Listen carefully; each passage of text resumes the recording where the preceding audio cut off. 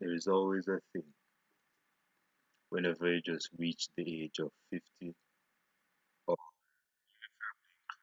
I'm from the Caribbean again, and when you're batting, you just make 50 runs. That victory, you feel vindicated, you feel victorious, you feel like you're on cloud nine whenever you make 50 runs. You say, hey, I've made 50 runs. Hold on. I've made 50 runs. I'm a great. Yeah, I would share those same sentiments because up until recently, I found out that I made 50 videos on my new channel. Well, not that I had another channel, but well, I do have another channel, but I didn't do any videos on that channel. Um, but on this channel, particular channel, I did 50, pretty much over 50 videos. So you could say I'm on that half century line where I'm not out. I'm still at bat. Yeah, I'm still in the game. Uh, yeah, so this is going to be one of them specials, especially as you can see at a late night. But we're gonna make we're going to make midnight love on these videos. So yeah. Um. Oh, one more thing before I get into this video podcast. I want you guys to just a small thing, as small as this, as small as a medium cockroach. Just click the bell on my channel. Cause again, I know a lot of you guys subscribe. Well, a few subscribe to the channel, but based on my views, bro, it's not showing.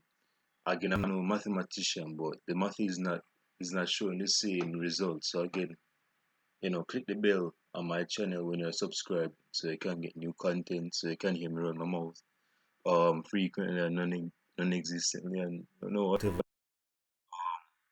So yeah, click the bell to the channel. Another thing, another thing is that yeah, to do 50 videos on your new channel.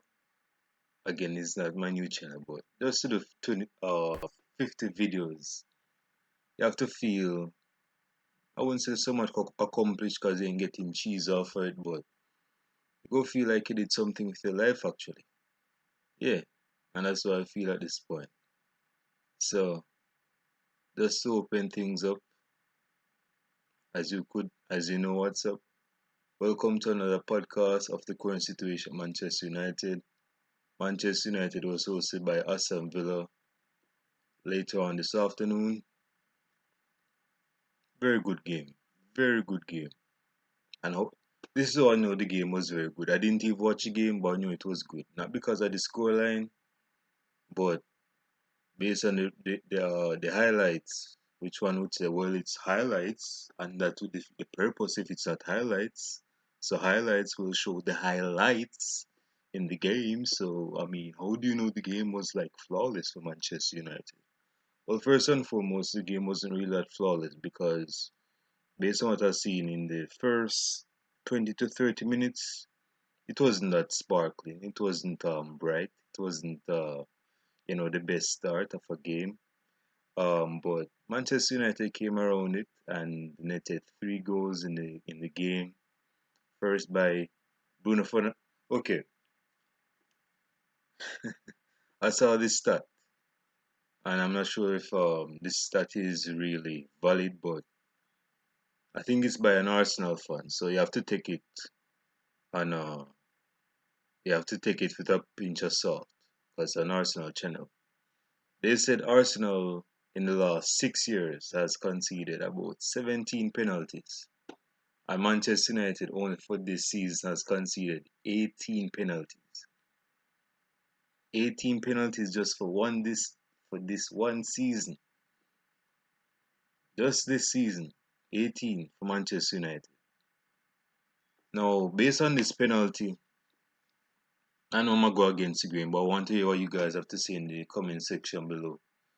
Of course, not at this point because I know some of y'all have a curfew to curb to. You have to go to bed. You know what I mean? You have to suck a pillow. You have to, just kick up and sleep. And then whenever you wake up in the morning, brush your teeth and take take a was in bathroom and just wash your face and so forth. Watch my videos and leave your comments down below in the comment section if this was a penalty or not. Because if you ask me, I would not say that's a penalty.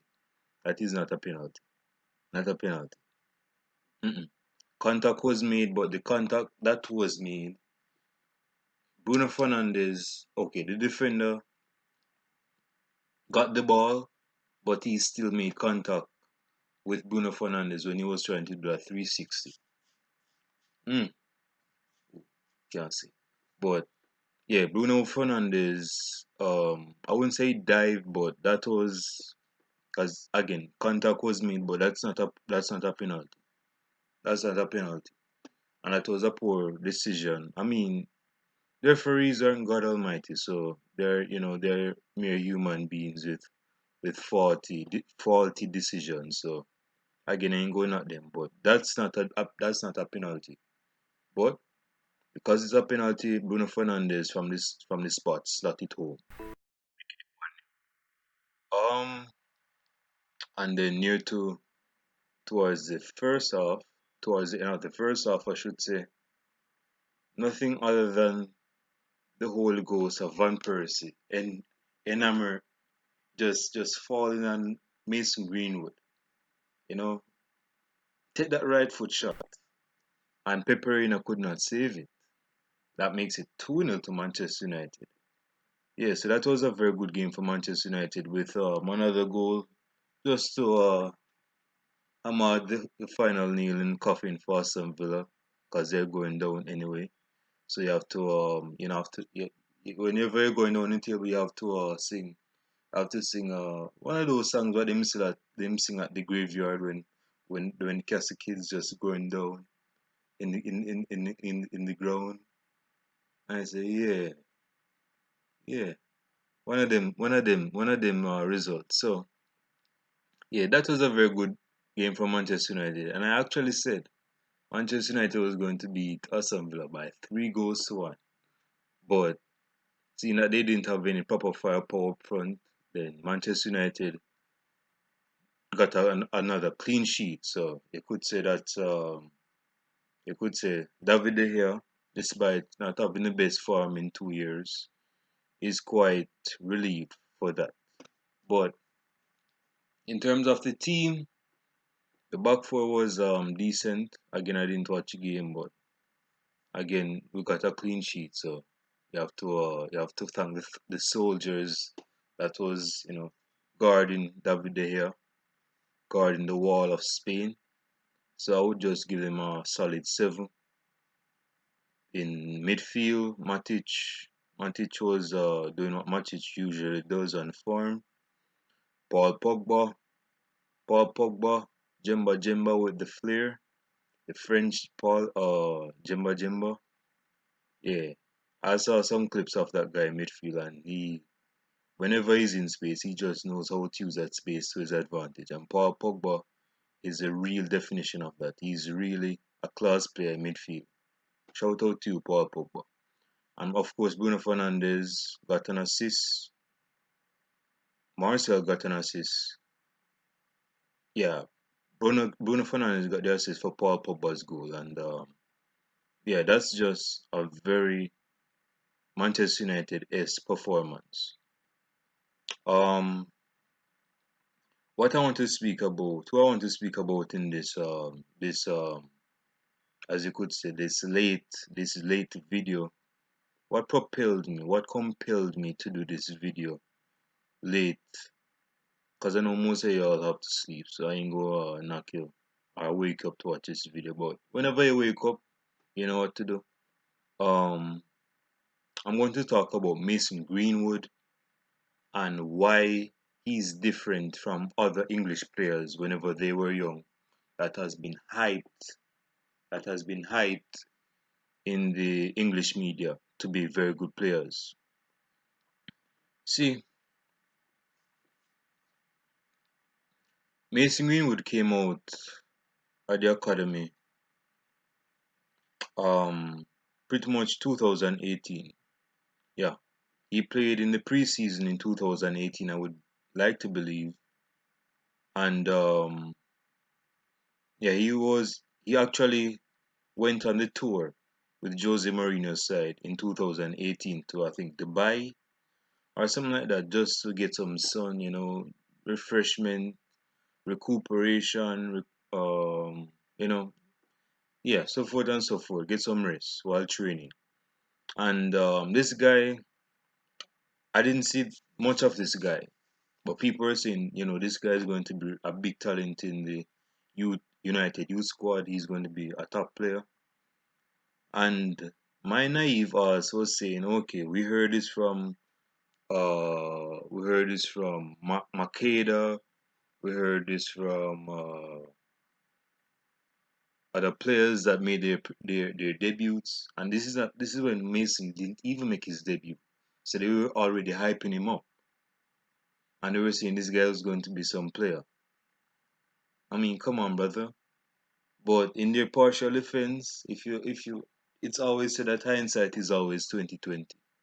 So if you rewind, hold on, the forward, I need to sleep because my head is kind of getting sleepy. But um, yeah. So like if you go fast forward and you say, yeah, I was right at first. Yeah, Mason Greenwood is going to be quite the player, right?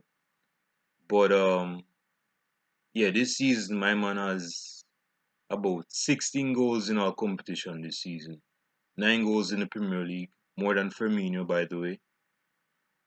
This is not a shout out, but yeah, and he's going to be a very good player. Again, he doesn't see Mason Greenwood, or as you can say, I used to have Mason Greenwood's haircut, so you could say that a brother was feeling kinda enamored. He wanted to emulate and mirror his model as a footballer. So he's continuing Mason Greenwood's trademark haircut. But yeah, Mason Greenwood is not one for pace per se, but what this guy does on the ball, he's very mature, very mature. He passes the ball when needs be. Like whenever he's in tight spaces and situation, he passes the ball. He doesn't really look to beat the player. Not because he cannot beat the player. Maybe that could be the reason.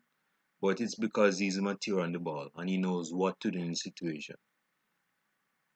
And whenever he's in a situation where he has enough space to shoot, he will shoot.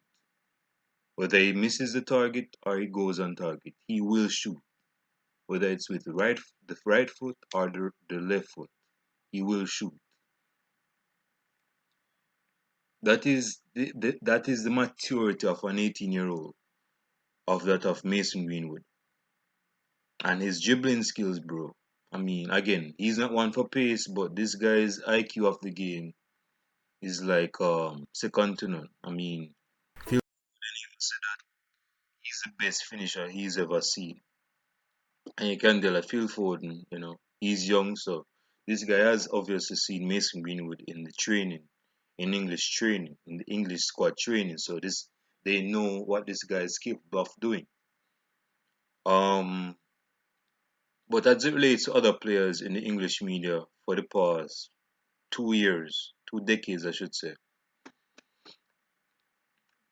what are some of the English young players that we heard of, that the English media say, hey, this is going to be the best big thing for England. He's going to be the next big thing for England. Look out for him. Look out for him. Okay. Michael Owen. If we want to go back to 1998, I think I mentioned it in my last video. Michael Owen. Michael Owen was known to be one of English football's best prospect. You could say Michael Owen at the time was like a young Jamie Vardy that had very good finishing for a young age. And it's funny I mentioned Jamie Vardy because Michael Owen, you could basically say that Michael Owen, because if you look at Michael Owen's career, Michael Owen at a young age was a very good striker, very good striker, and he ran out of steam when he reached the age of like 26, 27. And guess who started balling at 26, 27? And that's where Jamie Vardy came into the picture. So you could say those two is like They have one different face at the front and one different face at the back. But it's the same players in terms of style, playing style. Particularly when Michael Owen was younger, because when his legs went, that was just it for Michael. He wasn't the paciest striker. He just lost it. I mean, he still had finishing, don't get me twisted, but his legs was just done out here. So, as relates to Michael Owen, he kind of lived up to the billing. You know, he kind of lived up to it, but again, bro, when he went to Real Madrid, again, he won the Ballon d'Or at Liverpool. I think it was a Ballon d'Or or the best player, something like that. But yeah, he won the Ballon d'Or, and Michael Owen was known to be one of the best English players at the time. But you could say he is one of those players that what's known as past his prime too early. Past his prime too early. Like this player, I would categorize him as a cheater, as a cheater or a 100-meter cheater. Like basically, if you know anything about what the track and field, particularly dealing with what the 100-meter race, you have to put your all in less than 12 seconds just for 100-meter sprint. And as the cheetah is an animal that runs very fast, but that length of pace is not that long. It's not that prolonged. It's a short span. So that cheetah can run for like 100 meters, but best believe by the time that cheetah passes 100-meter line, he's panting, he's out of breath. And I would loosely compare that to Michael Owen's career as a top player, especially when he was known for one with pace. Michael Owen passes best probably mid 20s. And I'm going through the players slowly but surely of England's for the past 2 decades. So we have Michael Owen, that's one. Another young player from England that was hyped up to be the best young thing, Wayne Rooney. Well, I'm going to get into mass right now. Wayne Rooney in 2002, I believe, 2002, Wayne Rooney came on the scene from Everton's academy. And the funny thing about Rooney was that at age 16, Rooney had the body of like a 27, 28-year-old person and player. I mean, if you look on Rooney, you could say Rooney at the age of 16 was like built like a mature male. I mean, he wasn't really, he was never really thin. He was never really slim, but he had like a thick, somewhat chubby physique at the age of 16. But the funny thing about Rooney was that he had pace, technical ability, he could shoot, and he could pass. That's four things of Wayne Rooney at the time of age 16. This guy was known to be the best big thing in 2002. Okay? David Moyes praised this prodigy in the press conference on a daily again. I wasn't watching football all the time, but I knew he was. That's what managers do. That's why they get paid, right? I guess. But David Moyes was praising this young kid. This young kid came out of the academy and scored a Premier League goal against the best side in England at the time, that was Arsenal. This dude broke Arsenal's uh, unbeaten record at the Goodison Park at the age of 16. This young dude. And when he came to Manchester United, Wayne Rooney, this dude netted about 17 goals in his first season. In his first season, netted 17 goals. 16 and 17 years of age. Now people talk about Kylian Mbappe. People talk about yeah, a young person just bursting on the scene and just lighting up the world of light. You see? But Rooney at the time, yes, Rooney at the time had a lot of energy, a lot of passion. Like this dude, when he was playing with Ruud van Nistelrooy, he was scoring goals, he was assisting goals, he was just playing well at a young age, like 17 and 18. But to keep things kind of short, because again I'm doing this kind of late, so I want you guys to listen. Rooney started having issues with his legs and fitness in 2000, starting with 2006. 2006. In April 2006, Manchester United was playing against the champions of England at the time. I think they gave the champions of England at the time a lead of guard of honor. That was Chelsea. Yep, that was Chelsea in 2006. Just before the World Cup, Rooney had a severe injury. And looking back at how things went for Rooney, you could say that was the first domino that started flipping for Rooney. That's where injuries started to pick up. That's where injuries started to pick up. And this was like when he was like 20 or 19. 20 or 19 in 2006. Mm, Something's on my lip. Anticipate. And yeah, of course he didn't have his best World Cup because again, I ain't go getting a can of worms. But Rooney, up until 2008,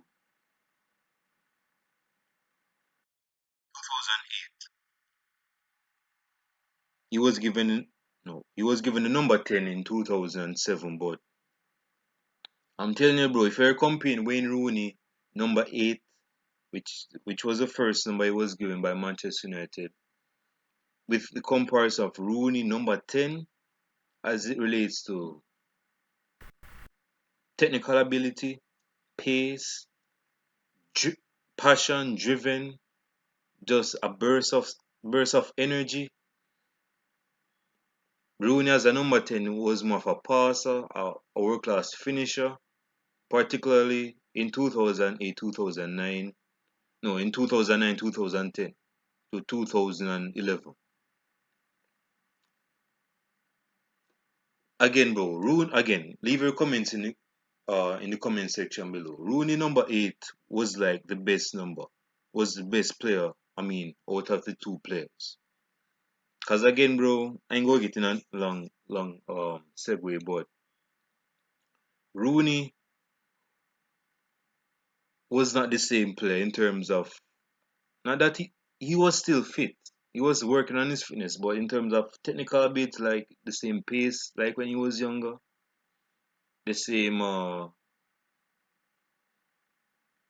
passion. I mean, he was still a passion merchant, but the same passion when he was younger, the long range goals he was scoring at a young age, it wasn't the same. And a lot of persons argued is because Rooney played in different roles. Like there are times Rooney played as a second striker, because again that's where he played when Ruud van Nistelrooy was playing. There are times he played as a second striker when Luis Zaha was playing. There were times he played as a second striker or even as a winger when Henrik Larsson was up top. I can go down the list like Tevez, even when Ronaldo was up top. So this guy sacrificed himself for other players, for the benefit of his teammates. But in the long run, when you compare injuries, when you include injuries, I should say, with his style of play changing slowly but surely, that's when the golden boy of England was no longer known as the English boy. Mm-mm. Like injuries, and again, English media like hype up this guy. Like Rooney at like the age of 18 was in the top 10 Ballon d'Or in 2004. When you think of Thierry Henry, Zidane, Neves, Nedved, I think that's his first. I think that's his last name, Nedved. Who else? I said Thierry Henry already. I think Ronaldo was actually mentioned as well in 2004. Uh, yeah, I think so. But that shows you how bad this player was as an English player. But going to Rooney's decline, Rooney started declining slowly but surely by the age of 27, even 26. Like by the time it was like 2010, 2011, Rooney's performances started to decline. Same thing with Michael Owen. His performances started to decline. Like it wasn't the same thing. And that was contributed to playing out of position, injuries, and lack of staying in shape. Not that Rooney was really in shape, but Rooney had a Rooney had a sweet tooth and always had a thing. Well, aside from shagging grannies, but he had a thing for drinking, So that's going to always mess up your form. So again, Rooney and Michael Owen were known as English young boys for the future of England. Young another player, Theo Walcott. Theo Walcott in 2006, I think, or 2007 was known to be an English prospect by Arsene Wenger that he signed from Southampton. And Theo Walcott had like I wouldn't say the world at his feet because again, he played for Arsenal, so I guess he could. But Theo Walcott was a player that the English media just push their propaganda and say this guy is going to be the next big thing. He's going to be a star for Arsenal. He's going to be a starter for Arsenal. Although getting into with Walcott, aside from the fact that he doesn't know the offside line, he his lack of football intelligence was like below average because he was like a pacey player, but in terms of understanding the game, that was few and far between. He could get a goal, but he could probably get a goal in like 8 shots or so. Like he had tremendous pace. Like you could say Daniel James is somewhat to Theo Walcott at a young age. Like Theo Walcott would just make the right wing his own. But it's not that Walcott started to decline early, but he just didn't live up to the billing of being an English top player. And that would segue me into another English player that played for Arsenal, Jack Wilshere. Jack Wilshere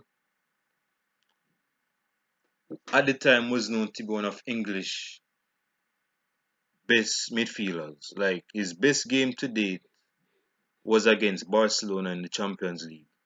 Like this guy had like if this guy came home after the game, he would empty out his pockets and would have his car keys,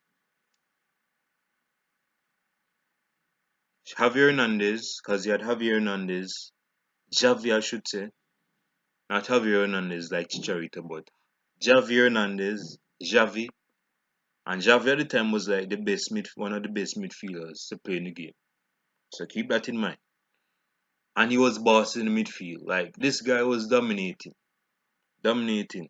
He was like dictating in midfield. So this guy was no average Joe Schmo, at least at the time. But ever since then, injuries has hampered Jack Wilshere's career. And he hasn't started that much for Arsenal. He's gotten a run of games here or there, but in terms of consistent games when he's playing very well, mm-mm. And of course, English media just okay. English media was like, okay, here goes another young English player that doesn't live up to the billing. Next, like they're putting on another audition, and and Jack Wilshere didn't really make the audition, but another English player, um,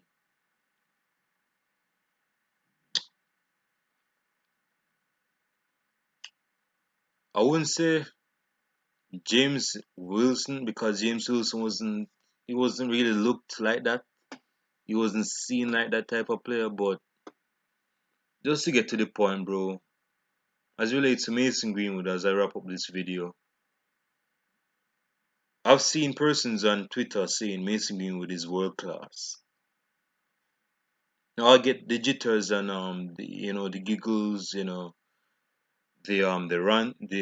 buns. I almost said this is Rants and Buns name. The banters on Twitter saying that, yeah, this guy is going to be an awesome talent for the club. Cause I mean, it was going to happen at some point. Juventus drew first blood 2 days ago. Juventus drew blood first 2 days ago. Like Juventus even said they wanted Mason Greenwood, supposedly, based on United Stan account. They said that Juventus wanted to give Mason Greenwood a lifelong career contract with a lot of money and so forth and so forth. Saying that they were going to sort out his, football career with a lot of money and so forth. So yeah, you could say Juventus drew first blood in being the first club to be linked with Mason Greenwood. But as relates to Mason Greenwood, bro, and Manchester United supporters, yes, we are very reactionary and we want the best for the players, which is ordinary and expected. But let us not let us not erase the past, because English players, based on recent history, has a tendency of making players, especially when they're young, to start having this hype, believing that they're the best thing. Like for example, Raheem Sterling, who is Jamaican by the way. Raheem Sterling was not necessarily praised to be the next big thing for England, but this guy, based on Pep Guardiola's coaching, of course, this guy became a top player for England and for his club. But he's coming on to age right now, so I'm going to see if this guy is going to keep up his top form, because I don't think Pep Guardiola is going to stay at Manchester City that long. But we'll see how things go. And with Jadon Sancho coming in, with Phil Foden coming in, with Mason Greenwood coming in, the English media is going to press. Like even right now, with those players that I mentioned, with the addition of Saka from Arsenal, that's another player. The right back from Brighton, that's another player that has been getting highlighted in the English press being the next big thing. These players are English players, whether they were born in England or not. That's a difference, but they play for England. And the English media is saying that if these players that play for England, of course, don't win a trophy, then Gareth Southgate has blood on his hands. And based on the talent that England is producing at this point, I would wholeheartedly agree with that. Because again, bro, the players that England have, like Trent Alexander-Arnold, Joel Gomez, and all those types of players, England has a very good side on their hand. Well, I don't think they'll be like in comparison with like France and Germany or even Netherlands to that degree. But just believe England is a force to be reckoned with. So, without getting lengthy, bro, yes, Mason Greenwood is on the fire right now. He's scoring goals, but let us not forget the past. English players, just believe, bro. When Michael Owen was bagging goals for fun when he was young, um, if the internet was as prominent as back then, they would say, yes, this guy is going to be the next big thing for England. He's going to be the next big thing for Liverpool, which he became. But he ran out of steam eventually on. So I'm saying, yes, it seems as if Mason Greenwood is going to be a generational talent. But understand that this guy is English. And again, I'm not browbeating Mason Greenwood. I say this with love, but I say this in an objective way. Look out for this guy. If he continues with the form that he's playing right now, he's going to win the Ballon d'Or at some point. And funnily enough, he's going to be the first player. Maybe exceptions here and there. Maybe Jadon Sancho might win it. But in my opinion, this guy might be the first player since Michael Owen to win the Ballon d'Or for that happens to be an English player. So with the form of Mason Greenwood at the moment, he's scoring goals, so forth and so forth. Let us not get ahead of ourselves. We know what English players, particularly young English players, because of the English media forcing them to be top players, we know that's going to affect their mentality, their psychology, and their psyche as it relates to playing the football game. Because a lot of these guys, because they're saying, wow, the media is just hyping me up all this time, and I'm not even 20 years old. And, I know I'm in form, so probably I'm the best thing since last spread. I'm going to be the best player for England. Yeah, until it just went kaput, straight into the toilet. So I'm saying, Manchester United fans, you appreciate Mason Greenwood. He's been a star quality player, can score with both feet. He's good on both feet. He can dribble with both feet. But let us not get ahead of ourselves. This guy is a very good player. Okay? That's a given. But again, what do you guys believe? Maybe I'm just running my mouth because it's late at night and I don't know what to do. And I can't sleep because I have insomnia apparently. But leave your comments below in the comment section if you believe this guy is going to be a top player for Manchester United, which I think most of you guys will agree with me and say he will be. But considering the past of English players, do you think this guy is going to break the trend? That's no shout out to you, Alexander Arnold, because you're a decent player.